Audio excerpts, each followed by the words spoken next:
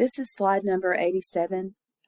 We are looking at the co-transport of glucose and sodium. Let me get the highlighter, sorry. Okay, so this is something that happens, the proton and, or the hydrogen ion or proton and sucrose co-transporter is more like you find that more in bacteria and plants and fungi. But animal cells use a co-transporter for glucose, and it's a co-transporter for sodium and glucose together. So let's just look at, I guess they don't have a picture. Okay, so, but basically what happens is, because the sodium-potassium pump keeps the concentration of sodium high outside the cell, so what it's going to do, if we go back to this picture, just pretend that the hydrogen is sodium, okay? So sodium-potassium pump has pumped sodium outside the cell, and it's keeping the concentration of sodium high outside the cell. So now when the sodium moves back through the sodium-glucose co-transporter, glucose will move with it, okay? So it's just like hydrogen and sucrose, but instead it's sodium for the hydrogen and glucose for the sucrose. So that's co-transport. Those are two examples of co-transport. And here's another example of when it's important. When a person has diarrhea, waste is expelled too fast for reabsorption. So you end up losing, basically when you have diarrhea, you end up losing a lot of water and a lot of sodium, okay? So you can die from that. So a rapid drop in sodium can be life-threatening, and that's why you have to, when you lose a lot of fluids and you get dehydrated, whether it's diarrhea or anything else, vomiting, then you need to drink electrolytes, you know. So it says drinking a concentrated salt and glucose solution, such as, not the healthiest, but Gatorade, sports drinks, that enables the uptake through the sodium glucose transporters in the intestine, and it restores that balance. So there's one example when it's important. Now we're going to move on to section 7.5. On bulk transport, and this is when you either have a large amount of a solution, which is liquid with solutes dissolved in it, or a large amount of a solid particle, such as food or even bacteria. When white blood cells engulf bacteria, there's a good animation in section 7.5 on endocytosis and exocytosis. Now, when materials leave the cell through a vesicle, we call it exocytosis. So endo and exocytosis do involve ATP. So they are, in a way, they're similar to active transport because they are going to require ATP. But they both involve transport vesicles. Exocytosis is when materials are released outside the cell through a transport vesicle, fusing with the plasma membrane. An example here is the pancreas, the cells of the pancreas secreting insulin. And here's a video. And you can see just from the picture that the Golgi has packaged some substance in a transport vesicle. That's step one. And step two, that vesicle fuses with the plasma membrane and releases the contents outside. That's exocytosis. In endocytosis, you have bulk transport into the cell. And there are three types of endocytosis. There are three types. So exocytosis is just one type, but for endocytosis, we have phagocytosis, or cell eating, pinocytosis, or cell drinking, and then receptor-mediated endocytosis, and that is when the substance that's coming in binds to receptors. So this is a specific type of endocytosis, specific to certain substances.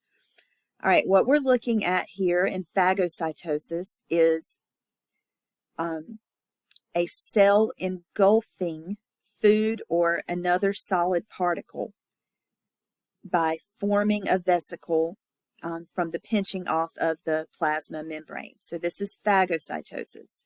Then pinocytosis would be the same thing, except that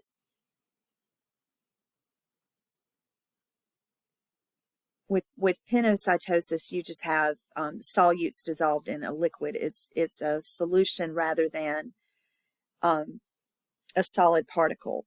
So it's like what we call cell drinking.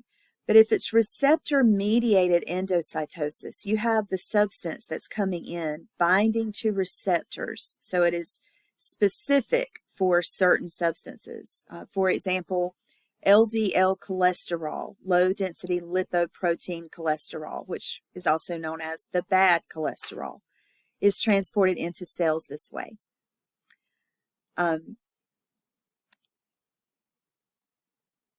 And this is just showing you phagocytosis again. Pinocytosis, I mean, there's nothing really different from what I said. Receptor-mediated endocytosis always involves receptors. The substance has to bond to receptors, and they're using the example that I gave you. It says for receptor-mediated endocytosis that human cells use receptors for low-density lipoproteins, LDLs, which we also call the bad cholesterol.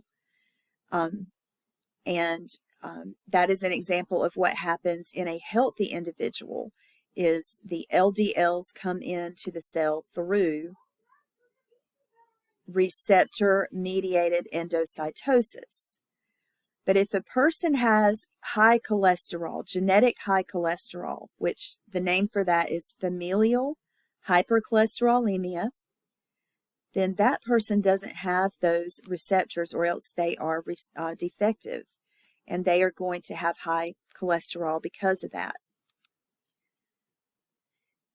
There's an animation here on membrane transport. This is showing you the graph of glucose uptake over time in a guinea pig, in the red blood cells of a guinea pig.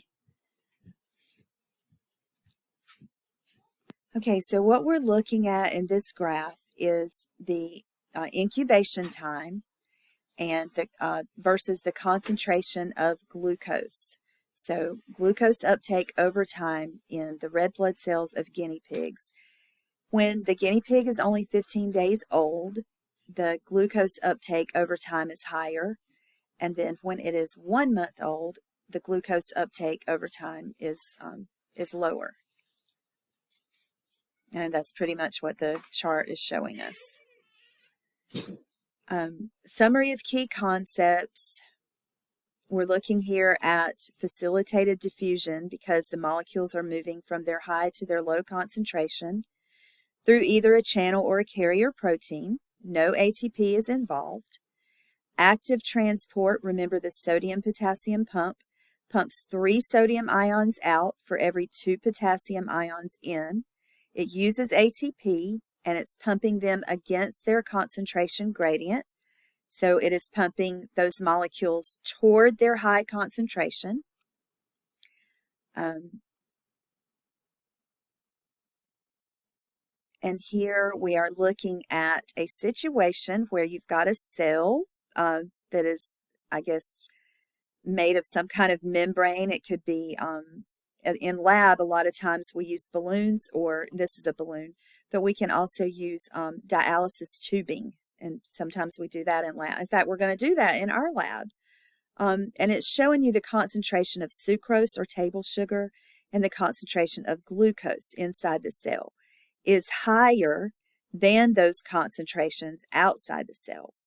So we've really got more water outside the cell because there's less solute. So what's going to happen is that water is going to move into the cell. So this is an example of a cell placed in a hypotonic solution. Water will move in and the cell will swell.